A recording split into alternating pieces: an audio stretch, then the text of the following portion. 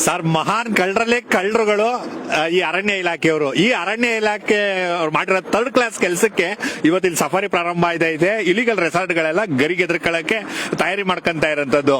ಈ ಬಾಲ್ಕಿ ಜನಗಳು, ನಮ್ ಜನಗಳು ಏನ್ ಮಾಡಿರೋ ತಪ್ಪು ಕೆಲಸಕ್ಕೆ ಇವಾಗ ನಾವು ಶಿಕ್ಷೆ ಅನುಭವಿಸ್ತಾ ಇದೀವಿ. ಆ ಉತ್ತರ ಕರ್ನಾಟಕದವ್ರು ಆ ವೈನ್ಗೆ ಏನಂತ ಓಟ್ ಹಾಕಿದ್ರು, ಆ ಮನುಷ್ಯನಿಗೆ ತಲೆ ಆಯ್ತೋ ಇಲ್ವೋ ನನಗಂತೂ ಗೊತ್ತಿಲ್ಲ. ಏನೋ ಟೆಕ್ನಿಕಲ್ ಕಮಿಟಿ ಅವರು ರಿಪೋರ್ಟ್ ಕೊಟ್ಟರಂತೆ, ಟೆಕ್ನಿಕಲ್ ಕಮಿಟಿನೇ ಫಾರ್ಮ್ ಮಾಡಿರಂತೆ. ಇವ್ರು ಎಂತ ಕಳ್ಳರು ಅಂದ್ರೆ sir, wild life board meeting ಆಯ್ತದೆ, ಆ ಮೀಟಿಂಗ್ ಒಳಗಡೆ ಅಜೆಂಡಾನೇ ಇರೋದಿಲ್ಲ. All of A sudden safari ಬೇಕು ಅಂತ ಯಾರೋ ಒಬ್ಬ ರಾಜಕೀಯದವನು ಮತ್ತೆ ರಾಜಕೀಯ ಪುಡಾರಿ MLA ಅವನು ಯಾರೋ ತಲೆ ಇಲ್ಲದೆ ಇರೋನು ಕೇಳ್ದಾನಂತೆ. ಆ ಕೇಳಿದ ಮೇಲೆ ಒಂದು ಕಮಿಟಿ ರಚನೆ ಮಾಡ್ತಾರಂತೆ. ಕಮಿಟಿ ರಚನೆ ಮಾಡಿ ಗುಟ್ಟಾಗಿ ಒಂದು ರಿಪೋರ್ಟ್ ಕೊಡ್ತಾರಂತೆ. ಆ ರಿಪೋರ್ಟ್ ಆಧಾರದ ಮೇಲೆ ಸಫಾರಿ ಪ್ರಾರಂಭ ಅಂತ ಹೇಳ್ಬಿಟ್ಟು ಆದೇಶ ಮಾಡ್ಬಿಡ್ತಾರಂತೆ. ಇಂಥ ಜನಗಳಿಗೆಲ್ಲ ಓಟ್ ಹಾಕೋರಲ್ಲ ಬಾಲ್ಕಿ ಜನಗಳು, ಅವರಿಂದ ನಾವು ಮೈಸೂರಿನವರು, ಚಾಮರಾಜನಗರದವರು ಕಷ್ಟ ಅನುಭವಿಸ್ತಾ ಇದೀವಿ. ಆ ಮನುಷ್ಯನಿಗೆ ಇನ್ನೊಂದ್ಸಲ ಯಾರು ಓಟ್ ಹಾಕಬಾರ್ದು.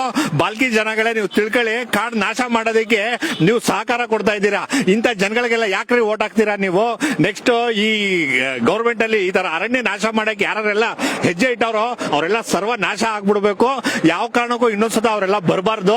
ಈಗ ಸಫಾರಿ ಆದೇಶನ ಇವ್ರು ಹಿಂಪಡಿಲಿಲ್ಲ ಅಂತ ಅಂದ್ರೆ ಉಗ್ರವಾದ ಹೋರಾಟನ ಎದುರಿಸಕ್ಕೆ ನೀವು ರೆಡಿ ಇರಿ.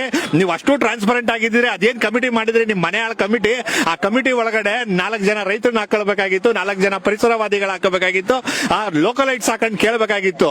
ಏನ್ ಸಫಾರಿ ಇಲ್ಲ ಅಂದ್ರೆ ಸತ್ತೋಗ್ಬಿಡ್ತೀವಿ ಅಂತ ಹೇಳ್ಬಿಟ್ಟು ಲೋಕಲ್ ಅವರು ಪ್ರೊಟೆಸ್ಟ್ ಮಾಡ್ಬಿಟ್ರಂತೆ. ಅದಕ್ಕೋಸ್ಕರ ಕೊಟ್ರಂತೆ. ಅವ್ನ ಯಾವ ಟೆಕ್ನಿಕಲ್ ಕಮಿಟಿ ಮೂರ್ಖ ಮಾಡಿರೋಂಥದ್ದು.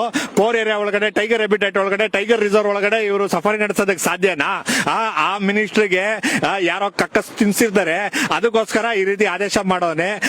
ಈ ಮನುಷ್ಯನಿಗೆ ತಲೆಯಲ್ಲಿ 5 ಪೈಸದ ಜ್ಞಾನ ಇಲ್ಲ.